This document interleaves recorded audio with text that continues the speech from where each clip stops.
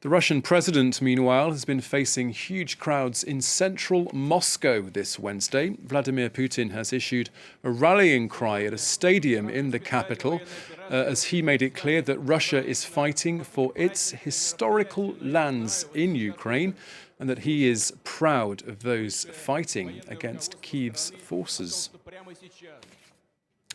Staying with Ukraine, the head of the Wagner mercenary group has appealed to the rank-and-file army in Russia to share their ammunition with his fighters who are on the ground. He has also called on each and every Russian, be they a driver or a flight attendant, to help him in his mission.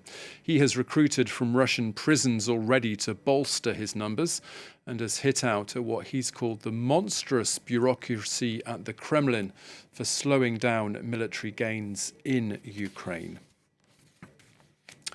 Well, for more on this story, we can bring in our guest this hour. Gustav Gressel is a senior policy fellow with the Wider Europe programme at the European Council on Foreign Relations, and he joins us now from the German capital, Berlin. Thank you for being with us here on France 24.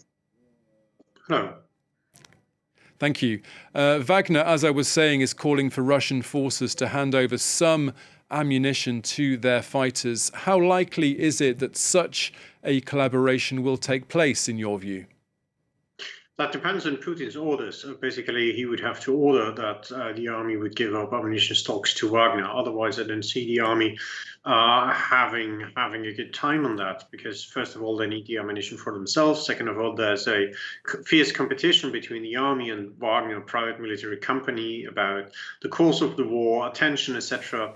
Wagner soldiers and Wagner-affiliated military bloggers have insulted the army, have criticized it very heavily over the course of the last month of being slow, sluggish, inefficient, corrupt, overly bureaucratic, etc.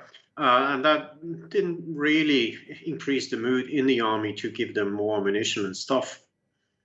Let's talk about the timing of this request. Why does Wagner need this extra ammunition right now?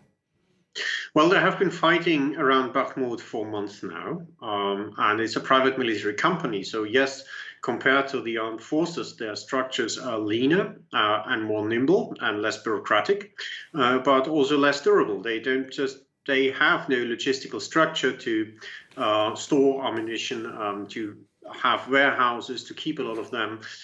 They always struggled to equip more complex weapon systems and pull fights in larger numbers in a combined weapons operation. That's not what private military companies usually are about, and that the same accounts for Wagner. So after months of fighting around Bakhmut, they are short of certain ammunitions and equipment. And of course now they would have wished to get that from the army and from the armed forces. But the winds of favor in the Kremlin have been turned by appointing Gerasimov as the chief commander of the troops fighting in Ukraine. Basically, Putin decided that the armed forces should have more glory and say in the conduct of the warfare, and that of course deprived Wagner of some governmental support and lines of supply, which are now felt, of course.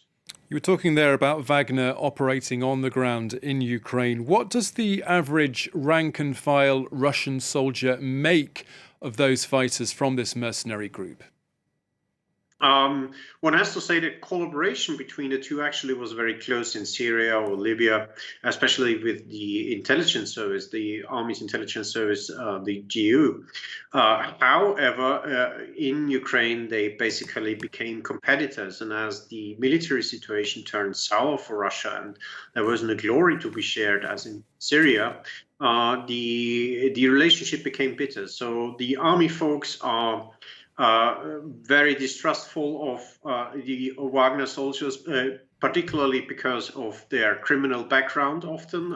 So a lot of these people were convicts recruited in prison, their bad behavior, their bad discipline, occasional looting of army personnel or people in the regulars, the extreme brutality, even by Russian standards, of these forces. So they're seen as a kind of if I can put it that way, scum, but scum that is at some point in time useful to threaten the enemy. Okay, Gustav Gressel, thank you very much for joining us here on France 24. Thank you so much for your time.